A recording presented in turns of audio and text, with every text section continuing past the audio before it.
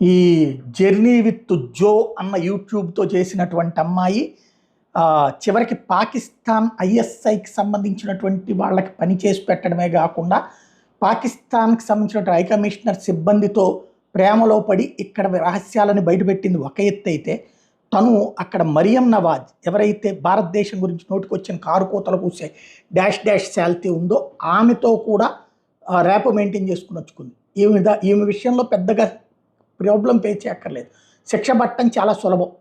కాకపోతే ఇవన్నీ నా డ్యూటీలో భాగంగా అని చెప్తే కనుక వర్కౌట్ కాదు. ఎందుకు వెళ్ళింది ఏంటి అన్నటువంటి దానికి సంబంధించినటువంటి ఆధారాలు ఇవ్వాలి. అట్లాగే ఈమె గారు పహల్గామ్కి కూడా వెళ్ళింది, ఇన్సిడెంట్కి ముందు వెళ్ళింది అన్నటువంటి విషయం అర్థమవుతుంది. అంటే తీవ్రవాదులు అక్కడ చేయబోతున్నారు ఈమెకి ముందే తెలుసా, అందుకోసమని ముందు అక్కడికి వెళ్ళి విజువల్ చేసి ఆ తర్వాత పహల్గామ్ గురించి నేను ఇంతకు ముందు వెళ్ళాను అని చెప్పుకుని వీడియోలు చేసింది.